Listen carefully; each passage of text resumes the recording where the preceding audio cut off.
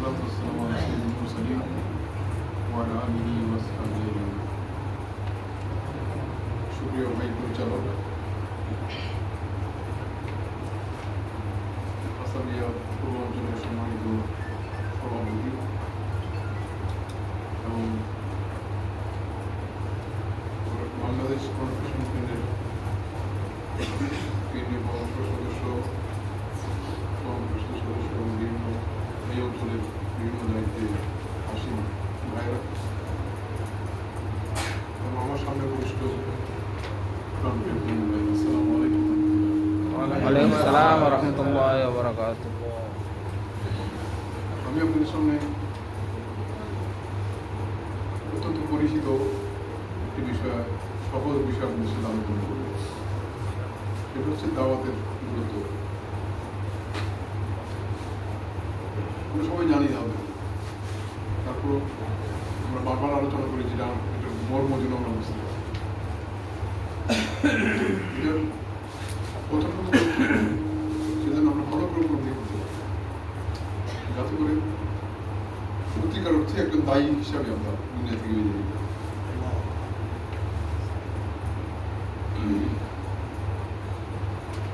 দাওয়াত হচ্ছে আল্লাহর হুকুম, জবরদস্তি দেবো। নামাজগুলো যেমন ফরজ, দাওয়াতও ফরজ, যেহেতু আল্লাহর হুকুম। এই হুকুম সমস্ত মুমিন মুসলমানদের জন্য, সমস্ত উম্মার জন্য, মুসলিম উম্মার জন্য। আল্লাহর দিকে মানুষকে ডাকা, আল্লাহ ডাইরেক্ট হুকুম করছে, বুঝবে ওইটা সবই নিয়ে যাবে যে আল্লাহর দিকে ডাক, আল্লাহর হুকুম। তো প্রত্যেক নবী রসুলদেরই কাজ ছিল, কিন্তু মুহাম্মদ সাল্লাল্লাহু আলাইহি ওয়াসাল্লামের দাওয়াতের পরিসরটা ছিল ভিন্ন। অন্যান্য নবীরা তাদের নিজস্ব কওম বা কোনো এলাকা বা কোনো গোত্রের করছে, কিন্তু মুহাম্মদ রাসূলুল্লাহ সাল্লাল্লাহু আলাইহি ওয়াসাল্লাম সমস্ত দুনিয়ার মানুষের জন্য। যার জন্য উনি এই যে নাস বলে ডাক দিতে পারছেন, কিন্তু অন্য কোনো নবীর কোথাও আইন নাস বলতে ইয়া কওমে বলে ডাকছে। তো সেই জন্য মুহাম্মদ সাল্লাল্লাহু আলাইহি ওয়াসাল্লামের যে দায়িত্ব তাদের তার উম্মতদের, সেটা কিন্তু অনেক বিস্তৃত, অনেক বড়, অনেক উপরে এবং অনেক ভারী। সেটা আমাদেরকে বুঝতে হবে যে এটা কি ধরনের ভারী এবং এটার গুরুত্ব কত। এটা হচ্ছে বিশ্বকর্ম। আমাদের কাজ হচ্ছে কোনো রাসূল সাল্লাল্লাহু আলাইহি ওয়াসাল্লামের দাওয়াত, রাসূল সাল্লাল্লাহু আলাইহি ওয়াসাল্লাম কোনো মক্কা মদিনার জন্য আসেন, সারা দুনিয়ার জন্য, সারা দুনিয়ার মানুষের জন্য। সেই জন্য নবী মুহাম্মদ রাসূলুল্লাহ সাল্লাল্লাহু আলাইহি ওয়াসাল্লামের যে দায়িত্ব, সেই দায়িত্ব অন্য নবীদের চেয়ে অনেক বেশি বড়। সুতরাং এই দায়িত্বের বোঝা আমাদের কাছে যেহেতু আমাদের দায়িত্ব নেই। আমাদের কাজ কোনো এলাকার জন্য না, কোনো ভাষাভাষীর জন্য না, সমস্ত দুনিয়ার মানুষের। তো এটা আমাদের বোঝা দরকার যে এই নাস কুল্লু লা ইলাহা ইল্লাল্লাহ, সমস্ত মানুষের জন্য। এই দাওয়াত আসলে দাওয়াতটা কি? দাওয়াতটা হচ্ছে যেরকম অন্ধকার থেকে মানুষকে আলোর দিকে নিয়ে যাওয়া, অন্ধকার থেকে মানুষকে আলোর দিকে নিয়ে যাওয়া। আর এটা হচ্ছে তাগুতের বিরুদ্ধে লড়াই। দাওয়াতটা কিন্তু এমন না মানে সাধারণ জিনিস। দাওয়াত যখন দিতে যেমন নামাজ পড়লে কেউ প্রশ্ন করে, যদি কেউ ব্যক্তিগত হয়ে নামাজ পড়ে পড়ে, কিন্তু যখনই রাস্তায় দ্বারা আপনি দাওয়াত দিবেন তখন আপনার বিরুদ্ধে পদার্থ খেতে হবে কে। তো এটা হচ্ছে একটা লড়াইয়ের ঘোষণা, এটা হচ্ছে একটা জিহাদের ঘোষণা, এটা হচ্ছে সংগ্রামের ঘোষণা। আনিবুদুল্লাহ দাউদের বিরুদ্ধে লড়াই। এই দাউদি শক্তিকে অন্যের দিকে ডাকার জন্যই আমাদের কাজ। এটা একটা বহু ধরনের চ্যালেঞ্জ। এটা হচ্ছে আল্লাহর পক্ষ থেকে মানব জাতির জন্য হেদায়েতের চূড়ান্ত দলিল, চূড়ান্ত হওয়া। যালিকা হুদাল্লাহ ইহদি বিহি মান ইয়াশা।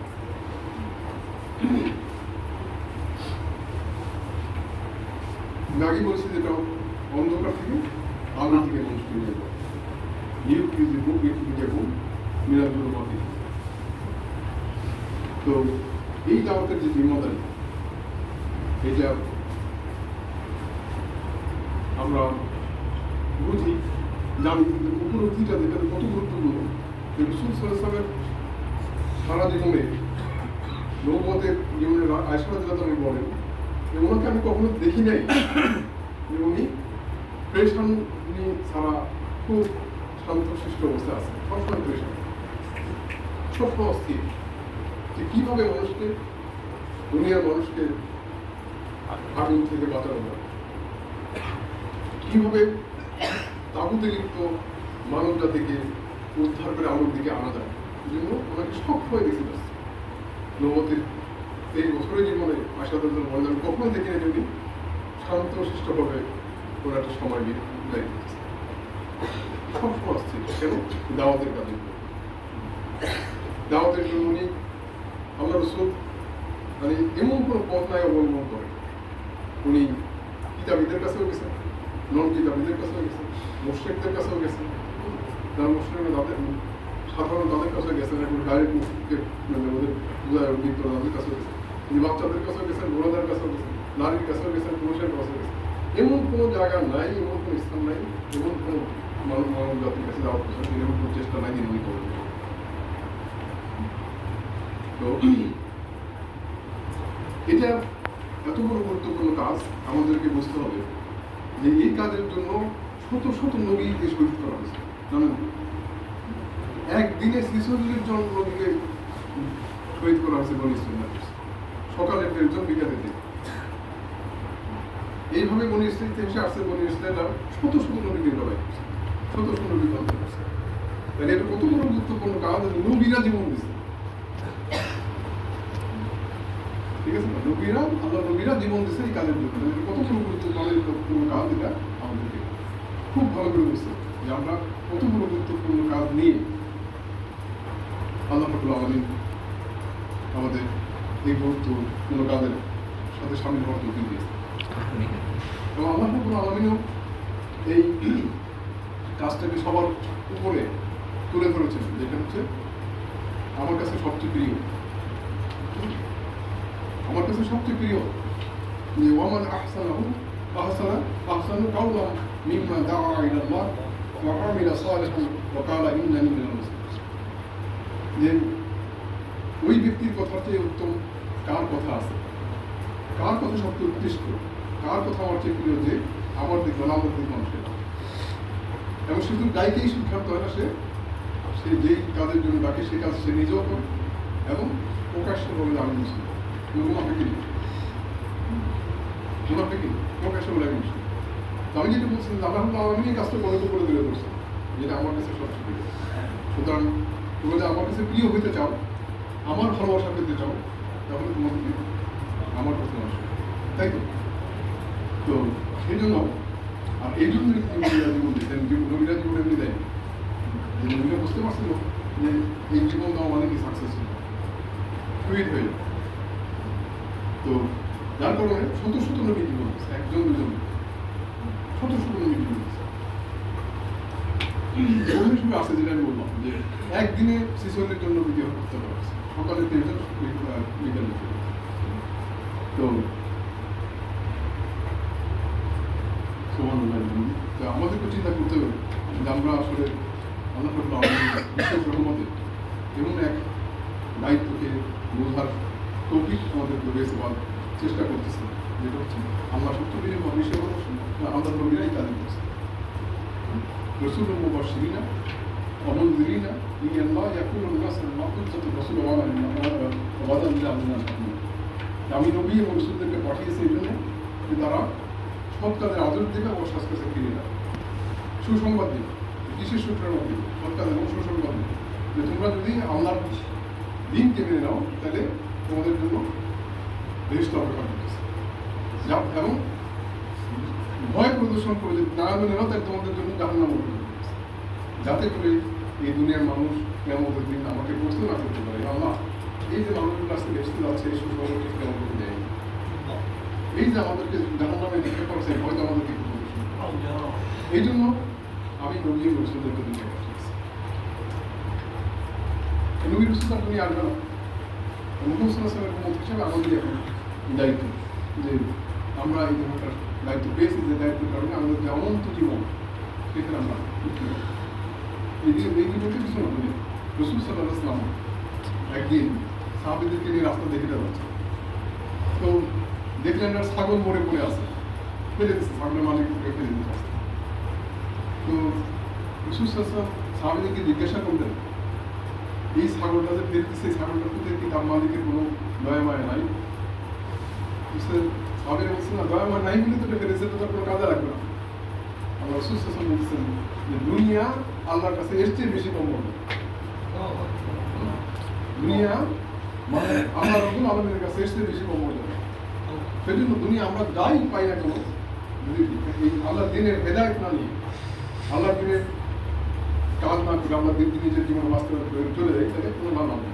আর দুনিয়ার কিছু না পেয়ে যদি আমরা দিন নিয়ে দিনাকে বেঁধে দিতে পারি, তাহলে লাভ আছে। সেই জন্য আমাদের মানে পাকাপাকি আলাদা করতে হবে এটা, যে আমরা আল্লাহর দিনের যে দাওয়াত আমরা পেয়েছি, এটাকে আমরা খেলায় হারিয়ে ফেলবো, আমরা কাজে লাগবো, যেভাবে আল্লাহ নবী রাসূল সাল্লাল্লাহু আলাইহি ওয়াসাল্লাম এবং তার সাহাবীরা কাজ করেছে। ঠিক আছে? তো কারণ একটা পয়গম্বরের এক ফোঁটা রক্তের দাম সমস্ত দুনিয়ার মানুষের রক্তের চেয়ে বেশি নাকি বল?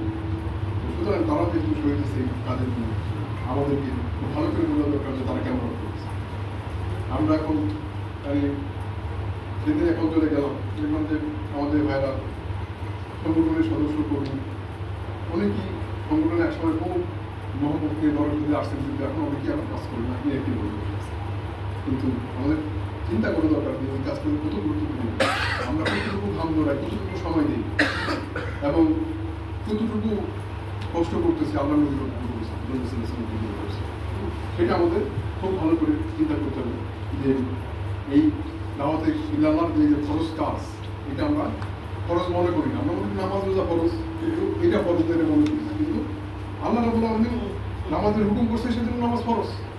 আল্লাহ রাব্বুল আলামিন রোজার হুকুম করছেন, রোজা থাকার জন্য রোজা ফরজ। আল্লাহ রাব্বুল আলামিন দাওয়াতের হুকুম করছেন উদু ইলাল্লাহ, সুতরাং এটা ফরজ নাকি ফরজ না এটা? সুতরাং আমাদেরকে এটা কিন্তু আমরা বুঝতে পারি না যে এটা কতটুকু ফরজ, এই দায়িত্ব কতটুকু গুরুত্বপূর্ণ, এটা আমাদের বুঝে আসে। যার জন্য আমরা কি করি, আমরা মানে খেলার সময় কাটে। অধিকাংশ ভাইয়ের আজকে দেখা যায় ফেসবুকের পেছনে যতটুকু সময় নষ্ট করে, তার অর্ধেক সময় যদি দাওয়াতি কাজে সংগঠন যদি দায়ী করতো, তাহলে আমাদের নিজেদের লাভ হতে সংগঠন করতে হবে। কি বলে? তো সেজন্য আমি যেটা বলতে চাচ্ছি যে এই আল্লাহর নবীর এই আল্লাহর এই দিনের দাওয়াতের জন্য নবীদের রক্তেই দুনিয়ার মাটি সিদ্ধ হচ্ছে, যেটা বারবার আমি বলতেছি। সুতরাং এই গুরুত্ব আমাদেরকে খুব ভালো করে উপলব্ধি দিতে হবে যে কেন নবীরা রক্ত দিতে হবে, খুব ভালো করে উপলব্ধি দেবে। কোরআন শরীফে 200 বার দাওয়াতের কথা আসছে, 200 বার দাওয়াতের কথাটা আসছে। সেখানে 200-র মধ্যে 70 বার আলেমরা ফলো করতে পারবে, আমার তো আইডিয়া নেই, যে আরবি গ্রামারে আমর বলে যে মানে ডাইরেক্ট নির্দেশ। তো সেখানে 200-এর মধ্যে 70 বারই সেখানে আমর পরিস্থিতিকে ব্যবহার করা আছে, ডাইরেক্ট নির্দেশ, তোমাদের করতে হবে, এটা আল্লাহর নির্দেশ, করতে হবে। বুঝো এটা সাবিলি কাজ, আল্লাহ ডাকতে হবে, ডাকি তোমাদের কাছে ডাইরেক্ট, এখানে কোনো ইনডাইরেক্ট কিছু না। 200-এর মধ্যে 70 বার দিয়ে আমরের থেকে ব্যবহার করা আছে, যেটাকে আমরা হলো গ্রামার যেটা বলে যে ডাইরেক্ট, কোনো এদিক ওদিক না, কোনো ভায়া বিভাগ। তো এবং সমস্ত নবীদের কাজই ছিল এটা বলার কাজ, নামাজনা ফি কুল্লি উম্মতি রাসূল আনিবুদুল্লাহ ওয়াস্তাগফিরুল্লাহ।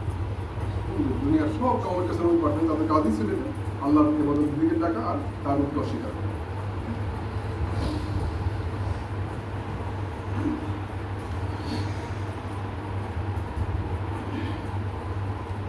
এবং আমরা যারা মুহাম্মদ সাল্লাল্লাহু আলাইহি ওয়াসাল্লাম তাদের ব্যাপারে আরো স্পেসিফিকভাবে আল্লাহ রাব্বুল আলামিন ঘোষণা করে দিয়েছেন সূরা আল ইমরানের 104 নম্বর আয়াতে। কি বলছেন? যে তোমাদের মধ্যে একটা দল থাকতে হবে, ওয়ালতাকুম মিনকুম উম্মাতুন ইয়াহদুনা।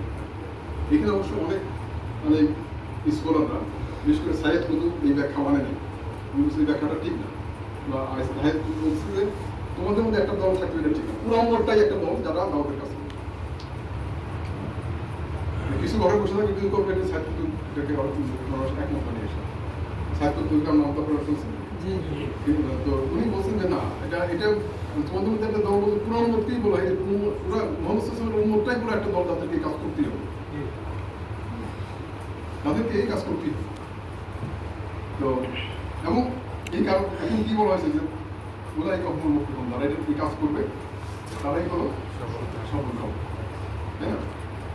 এরপরে ওই সূরারই সূরা ১৮-১০ নম্বর আয়াতে বলা হয়েছে কুনতুম খায়রা উম্মাহ উখরিজাত লিন-নাস, তোমরা মুহাম্মদ সাল্লাল্লাহু আলাইহি ওয়াসাল্লাম হচ্ছ একটা উত্তম জাতি, তোমাদেরকে এমনি এমনি নির্ধারণ করা হয়, তোমাদেরকে মানব জাতির কল্যাণের জন্য, উখরিজাত লিন-নাস, মানব জাতির কল্যাণের জন্য নির্ধারণ করা হয়েছে, বের করে আনা হয়েছে। সেই কল্যাণের কাজটা কি? তা'মুরুনা বিল মা'রুফ ওয়া তানহাউনা আনিল মুনকার, মানুষকে সৎ কাজের আদেশ দাও, অসৎ কাজ থেকে ফিরিয়ে দাও। যেদিকেই যান না কেন, আমরা দেখতে পাই যে কোরআনে যেভাবে বলা হয়েছে যে ডাইরেক্ট আমাদের কাজই মুসলিমের মধ্যে কাজই ঠিক এমনিভাবে দেখেন একবার বলেছে তোমাদেরকে মানে উত্তম জাতির সৃষ্টি করা হয়েছে, বলছে যে তোমাদের মধ্যে দল থাকতে হবে। ঠিক এমনিভাবে আপনার যদি ক্ষমতা যায়, আমাদের যদি পথে কোনো দায়িত্ব আসে, তখনও কিন্তু এই কাজ করে। সূরা এই হজের ৪১ নম্বরে আসছে, যখন দায়িত্ব আসে তখন তারা একটা মানে বাড়তি কাজ হচ্ছে নামাজ কায়েম করবে, জাকাত দেবে, পাশাপাশি দাওয়াতি কাজ করবে, সৎকার দাওয়াতি কাজ করবে। তার মানে এই কাজ থেকে বিরত থাকার কোনো উপায় নেই, কোনো সুযোগ নেই, কোনো রকম সুযোগ নেই। আল্লাহ রাসূল সাল্লাল্লাহু আলাইহি ওয়াসাল্লাম প্রত্যেকটা সময় একদিন সাহাবাদের নিয়ে রাস্তায় হাঁটতেছেন, হাঁটতে হাঁটতে দেখলো যে একটা মহিলা তার ছেলেকে পাচ্ছে না, ছেলেকে খুঁজে বেড়াচ্ছে। তো যখন ছেলেকে খুঁজে পাইল, তখন আল্লাহ রাসূল সাহাবাদেরকে জিজ্ঞেস করতেছেন যে তোমরা কি মনে করো এই মহিলা, এই ছেলেটাকে যে আগুনে পড়ে যায় মহিলা সহ্য করতে পারবে, বা এই মহিলা তার চাইবে এই কি বলে তার ছেলেকে আগুনে নিক্ষেপ করা হোক? না, কখনই নাই, এটা চাইতেই পারবে। তখন আমি রাসূল সাল্লাল্লাহু আলাইহি ওয়াসাল্লাম যে এই মহিলার এই ছেলের প্রতি যতটুকু দরদ, আল্লাহ রাব্বুল আলামিন দরদ তার বান্দাদের প্রতি অনেক বেশি।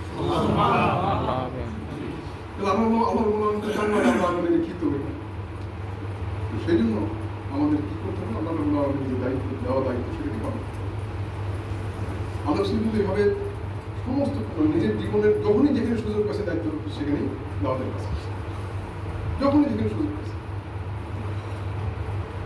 কবরস্থানে গেল, কবর করতে দিকে হচ্ছে সাহাবীদের নিয়ে বসে আছে, চুপচাপ সবাই বসে আছে। আল্লাহ রাসূল তোমরা কবর আদাব করো, ওখানে আল্লাহ রাসূল বসে নাই, ইস্তাইজু বিল্লাহি মিন আযাবিল কবর, যে তোমরা কি করো আল্লাহর নিকট কবর আযাব থেকে পানা চাও। কোন সুযোগ কি সে ছেড়ে দেয়, যেখানে সুযোগ আছে সেখানে আল্লাহ রাসূল দাওয়াত দিয়েছে। তো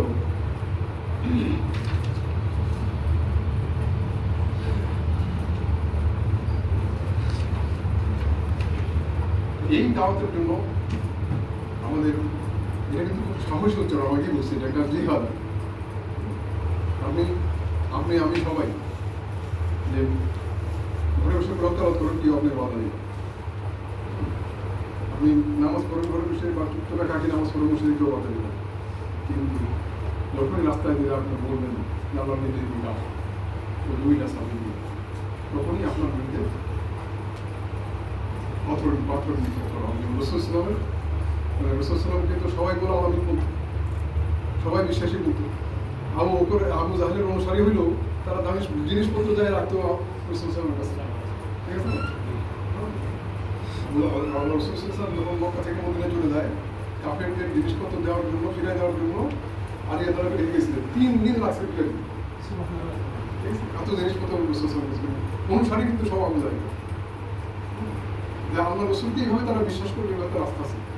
কিন্তু আল্লাহ রসুল যখন সাফা মতে দাঁড়ায়, উপরে দাঁড়ায় বললো ইয়া সাফা, সকালবেলা আরো একটা নিয়ম ছিল কি, সকালে যদি কোনো জায়গায় গিয়ে দাঁড়ায় ডাকতো সবাই, সে তখন তারা আল্লাহ রসুল সেখানে আল্লাহ দিনের দাওয়াত পেশ করে তখন কি বললো? আবু জাহেল বললো যে তাপমান নাকি মোহাম্মদুল্লাহ একটা কথা ছিল, ঠিক আছে, কথা ছিল। তো এই দাওয়াতটা কিন্তু তাই, এই দাওয়াতটা একটা সাহসী উচ্চারণ, একটা জিহাদ। এই সাহস সবাই করতে পারে, যারা বুঝে তারা করতে পারে, যারা জীবন দেওয়ার জন্য প্রস্তুত থাকে তারা করতে পারে। আমরা গত 17 বছরে বাংলাদেশে দেখছি যে আমাদের নেতাদেরকে হত্যা করা হয়েছে, 700 মানুষকে হত্যা করা হয়েছে, গুম করা হয়েছে, জেলে দেওয়া হয়েছে, কিন্তু তারা আন্দোলন থামাতে পারে। যে যাই বলুক, আজকে বাংলাদেশের যে পরিস্থিতিটা আমরা কল্পনা করিনি, কিন্তু আমাদের নেতারা, আমাদের ভাইয়েরা, বোনেরা সাহসিকতার সাথে দাঁড়ায় যে রক্তদান করছে, যে ত্যাগ করছে, তার বিনিময় হচ্ছে, এটা আল্লাহ রাব্বুল আলামিন আমাদের হাতে তুলে দিচ্ছে। কি বলেন? এটা আমরা 5 তারিখে সকালবেলাও কেউ কল্পনা করেন যে শেখ হাসিনা দেশ থেকে পালাবে। এটা হচ্ছে যে এত বিপদের মধ্যে, এত জেল তুলক, এত গুম, এত অত্যাচার, এত নির্যাতন, এত হত্যার মধ্যেও আমাদের ভাইয়েরা নিরলসভাবে দাওয়াতি কাজ করে গেছে, জীবনের ঝুঁকি নিয়ে দাওয়াতি কাজ করে গেছে। যার জন্য আজকে আমরা অনেক ভালো ভালো ব্রিলিয়ান্টদেরকে ময়দানে দেখতেছি, যে ঢাকা ভার্সিটিতে আমাদের সংবিধানী ছাত্ররা সব শিবিরে এসে ফিরছে। যে আমরা কল্পনা করছি, কল্পনাই করছি। এটা এমনি আসেনি তো, এমনি আসেনি কি? এমনি ডাকসুতি ইলেকশন দিয়েছে, সবাই ইলেকশন করার জন্য আসেনি। এটা আসছে 17 বছর ধরে শিবির যে অকারান্ত পরিশ্রম করছে শিবিরে ভাইয়েরা, তার ফল।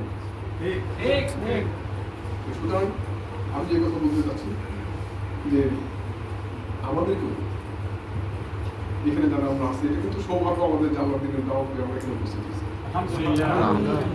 এটা আমরা নিয়ে আমরা। সুতরাং এটাকে কাজে লাগাইতে হবে। আমরা যতটুকু মানুষকে হেদায়েতের মালিক হতে হবে, কিন্তু আমাদেরকে চেষ্টা করতে হবে যাতে আমার কাছে আমরা জবাব দিতে পারি যে আল্লাহ, আমি আমার কাজ করছি, ঠিক আছে। মুহাম্মদ রাসূলুল্লাহ সাল্লাল্লাহু আলাইহি ওয়াসাল্লাম বিদায় হতে তারা কি বলল? যে আমার সম্পর্কে তোমাদের জিজ্ঞাসা করা হবে, তোমরা কি বলবো? কি বলবো? জিজ্ঞেস করবো, সবাই কি বলবো? সবাই বললো যে আমরা সাক্ষী দেবো যে আপনি আপনার দায়িত্ব পালন করছেন। রাসূল সাহেবের হাত থেকে আঙুলটা শুরু করে আঙুলের নিচের দিকে নামায় রাসূল সাহেব বললেন কি, আল্লাহ মাফ, আল্লাহ আপনি সাক্ষী। প্রথমে বললো তোমরা কি বলবা? যখন সবাই সাক্ষী দিল যে আপনি আপনার দায়িত্ব পালন, তখন আল্লাহকে সাক্ষী করলেন, আল্লাহ আপনি সাক্ষী। 3 বার করে বললেন আল্লাহ আল্লাহ। তো সুতরাং আমরাও যেন মানে নিজেদের দায়িত্ব পরিপূর্ণভাবে পালন করি, এভাবে মনের একটা প্রশান্তি নিয়ে দুনিয়া থেকে যেতে পারে, সে আমাদের চেষ্টা করি, তাহলে এই নিয়ামত কোনো কাজে লাগে। তো এবং সবচেয়ে বড় ব্যাপার হচ্ছে, সুন্দর একটা জিনিস হচ্ছে যে আল্লাহ রাব্বুল আলামিন নিজেই বলছেন যে যারা এই দাওয়াতি কাজে থাকবে তাদের দাওয়াত মানুষ গ্রহণ করুক আর না করুক, দাওয়াতি কাজের মধ্যে সত্যিকারে যারা এদের তাদেরকে আমি হেদায়েতের উপর রাখবো। তারা হেদায়েত থেকে বিচ্যুত হবে না যদি সত্যিকার দাওয়াতি কাজ। কোরআনের মধ্যে এটা আসছে, সূরা আল-কাবুতের 69 নম্বর আয়াত, ওয়াল্লাযীনা জাহাদু ফীনা লানাহদিয়ান্নাহুম সুবুলানা, যে বলছে যে যারা আমার উদ্দেশ্যে সংগ্রাম করে আমি তাদেরকে অবশ্যই আমার পথে পরিচালিত রাখবো। তাহলে এর চেয়ে সৌভাগ্য কি চাই আমরা? ঠিক আছে না? আল্লাহ রাব্বুল আলামিন নিজে বলতেছেন যে তোমরা যারা দাওয়াতি কাজ করতেছো তোমাদেরকে আমি এই পথের উপর রাখবো। এটাই তো আমরা চাই, জীবন থেকে আমার এই জীবনটা যখন শেষ হয়ে যাবে তখন যেন আমি এই দিনের উপর থেকে মরতে পারি। কারণ আল্লাহ রাব্বুল আলামিন সেটাই বলছেন, ইয়া আইয়ুহাল্লাযীনা আমানু তাকুল্লাহা হাক্কা তুকাতিহি ওয়া লা তামুতুন্না ইল্লা ওয়া আনতুম মুসলিমুন। এটা কিন্তু কাফেরদেরকে বলে, মুনাফিকদেরকে বলে, হ্যাঁ, সরাসরি ঈমান যারা আছে তাদেরকে বলছে যে তোমরা যারা ঈমান আনছো তারা আল্লাহকে ভয় করো, যেমনি ভয় করা উচিত, মুসলমান না হয়ে মরবে না, ঠিক আছে না? মুসলমান না হয়ে মরবে। তো আল্লাহ রাব্বুল আলামিন বলছেন যে আমি তোমাদেরকে যারা এই দিনের দাওয়াতি কাজ করবে তাদেরকে আমি হেদায়েতের প্রতীকার আনি, তবে মুসলমান সেটাই কেন। তাহলে এই সুযোগকে আমরা ছাড়বো না সুযোগ আমাদের ছাড়া উচিত নয়। হ্যাঁ, যদি ছেড়ে দিই সেটা আমাদের দুর্বল। আমরা সময়ের কথা বলি, আমরা এইটা বলি সেটা বলি, কিন্তু সময়টা দিল কে? আল্লাহ যদি এখন বলে যে এই মুহূর্তে তোমার আর একটা শ্বাসও তো নিতে পারবি না, তাহলে আপনি কই যাবেন? আমি কই যাব? এই মুহূর্তে একটা শ্বাসও তোর নাক ডাক ঢুকবে না, আমি আল্লাহর বলে দিলাম। তো কি হবে তখন? তখন আমি একটা বলতে পারবো যে আমার সময় নাই, আমি মরবো না, আর একটু থাকি, পারবো? সুতরাং সময় দিছে আল্লাহ, সময়কে যতটুকু পরে আমাদের কাজে লাগাতে হবে। না ইউকাল্লিফুল্লাহু নাফসান ইল্লা উসআহা, মানে আল্লাহ আমার সাধ্যমতো ধরবে, সাধ্যের বাইরে ধরবে না। সাধ্যের বাইরে ধরলে তো কারো বাঁচার কোনো রয়েছে। তো সুতরাং আল্লাহ নিজেই শিখেছে দোয়া করবো যে আল্লাহ আমাকে সাধ্যের বেশি চাপায়। সুতরাং সাধ্যমতো যদি আমরা কাজ করি, সময়টাকে কাজে লাগে, আমরা 5টা মিনিট সময় পেলে 5টা মিনিট কাজে লাগে। এই জন্য আমাদেরকে প্রতি মাসে রুটিন করা দরকার যে আমি কখন কী করব। এবং যেটা আমি বারবার বলি, যেটা আমার নিজের অভিজ্ঞতা থেকে বলি, যে আমাদেরকে সোশ্যাল মিডিয়া থেকে সময় কাটতে হবে, ফেসবুক ইউটিউব থেকে সময় কাটতে হবে, ওখানে যত কম করতে হবে। আমি নিজেও নিজের অভিজ্ঞতা বলছি, আমি আপনাদেরকে বলে দিচ্ছি। আমি নিজেই দেখছি যে আমি যদি ফেসবুকে যাই, তখন মনে হয় যে এরপরে কি আছে একটু দেখি, এরপরে কিছু আর একটু দেখি, যদি ভালো একটা কিছু পাই যায় সেটা পড়াশোনা করি, ঠিক আছে? তাহলে আমাদের আর এইভাবে দেখা যায় যে সময় যে কোন দিক দিয়ে যায় টের পাওয়া যায়। এইটা এমন একটা মানে টাইম কিলিং মেশিন, সময় নষ্ট করার মেশিন। এটা হলো সময় নষ্ট করার মেশিন এবং মানব জাতিকে নষ্ট করার একটা মেশিন। আমি এর মধ্যে এত খারাপ জিনিস আছে যেগুলো আপনি দেখতে না চাইলেও দেখবেন, আর যারা দেখতে চায় তাদের তো কোনো কথা নেই। তো সুতরাং আমাদেরকে সময়কে কাজে লাগাতে হবে। সময় নাই এই কথা বললে লাভ হবে, আল্লাহর কাছে যে জবাব দিতে পারবে। আল্লাহ রাব্বুল আলামিন যারা এই দাওয়াতি কাজে অবহেলা করবে তাদেরকে কি আমাদের কি বলবে? তাদের জানেন বলবে ওমান আযলামু মিম্মান কাতামা শাহাদাতান ইনদাহু মিনাল্লাহ, যার কাছে আল্লাহর পক্ষ থেকে কোনো একটা সাক্ষ্যপত্র বর্তমান আছে, যদি সেটা গোপন রাখে, না প্রকাশ করে, না প্রচার করে, তাহলে তার চেয়ে বড় জালিম আসবে। এখানে কিন্তু শুধু জালেম বলা হয় না, বড় জালেম, তার চেয়ে বড় জালেম আর কি। সুতরাং আমাদের কি করতে হবে? ইয়া আইয়ুহাল্লাযীনা আমানু কুনু কাওয়ামিনা বিল কিসতি শাহাদা আদিল, যা আমার এই ইমানদাররা তোমরা আল্লাহর জন্য সত্য সাক্ষী হয়ে দাও। তো আমি আগে বলছি যে এই কাজে নিজের সময় নষ্ট করতে হবে, নষ্ট তো না, সময়কে ব্যয় করতে হবে, নিজের পয়সা ব্যয় করতে হবে, বিপদ আসলে সেটা মোকাবিলা করতে হবে। এটা হচ্ছে যুদ্ধ।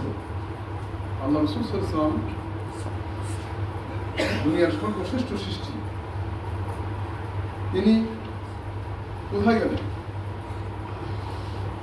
দাওয়াত দেওয়ার জন্য? 75 কিলোমিটার জায়গা হেঁটে খালি পায়ে ঠিক এটা আমি অতটা কনফার্ম না, কিন্তু অনেকে বলেন, কিন্তু খালি পায়ে বলতে মানে পায়ে হেঁটে তাইবে গেল কেন? আল্লাহর দ্বীনের দাওয়াত তাইবাসীর কাছে পেশ করলেন, তাই না? 10 দিন সেখানে ছিলেন, কেউ না বসতে বসে, কেউ না এক ফোঁটা পানি দিয়ে খাইতে বসে, বা কেউ কোনো ভালো আচরণ করছে। এই কারণটা বরঞ্চ বলছে যে তুমি কেমনে রসুল হইলা? তুমি তো লেখাপড়া জানো না, কিন্তু তুমি কেমনে রসুল হইলা? তুমি মক্কা থেকে মধ্যে এই গায়েবে আসছো এত দূর, তোমার একটা বাহন নাই, তুমি কেমনে রসুল হইলা যে তোমার কোনো মক্কার কোনো সম্ভ্রান্ত লোক, মানে মক্কা আর প্রতিষ্ঠিত লোক তারা কেউ নাই বসে? এইভাবে তাকে অপমান করছে। অপমানটা তাকে পাথর নিক্ষেপ করছে, পাথর নিক্ষেপ করে তাকে রক্তাক্ত করছে। রক্ত জুতার মধ্যে জন্ম হয়ে পা আটকে গেছে জুতার মধ্যে। এটাকে সহ্য করতে পারে আল্লাহ রাব্বুল আলামিন জিবরাইল আলাইহিস সালামকে পাঠিয়েছে। জিবরাইল আলাইহিস সালাম আয়েশা বলছে যে আপনি হুকুম দেন, পাহাড়ের ফেরেশতারা বা গজবের ফেরেশতারা আমার সাথে আছে, তাদেরকে হুকুম দেন তারা তায়েফবাসীকে পিষে ফেলবে চাপড় পাহাড়ের চাপড়। রাসূল সাল্লাল্লাহু আলাইহি ওয়াসাল্লাম বললেন আমি তো লানতের জন্য আসি, আমি লানতের জন্য আসিনি। সেই কথাটা উনি শেষ করলেন আর বললেন কি যে এরা আমাকে চিনে নাই, আমাকে বোঝে নাই, কিন্তু এদের মধ্যে থেকে, এর বংশধরদের থেকে কেউ আমার দিকে করবে। ঠিক আছে? তাহলে দেখেন মানুষের প্রতি কত মায়া, যে যারা তাকে প্রথম নিক্ষেপ করতেছে, রক্তাক্ত করতেছে, আশারা যেন তো বলেন রসুল সাহেবকে আল্লাহ রসুল এই আশা যেন বলতেছেন যে আপনার এত সুন্দর চেহারা, এত সুন্দর শরীর, এই দাগগুলো কিসের? বলে এই দাগগুলো হচ্ছে ওই রাইবের মধ্যে প্রথম এই দাগ নিয়ে রসুল সাহেব কবরে গেছেন। ঠিক আছে? তো সে আল্লাহ রসুল মানুষকে মুক্তির দিকে নিয়ে আসার জন্য, মানুষের মুক্তির জন্য এত মানে বেসাইন ছিল, এত উদ্গ্রীব ছিল, মানুষের এত ভালোবাসা ছিল মানুষকে জাগ্রত করে রাখার জন্য। লানত দেয় না অভিশাপ। আমরা তো এখন কিছু হইলেই একটু লানত দিয়ে বলি, কিন্তু আমি তো লানত দেওয়ার জন্য আসি। সুতরাং এরা হয়তো আমাকে চিনে না, আমি কি জানে না, বুঝতে পারবো, কিন্তু এদের বংশধর থেকে আল্লাহ দিনকে করছে না।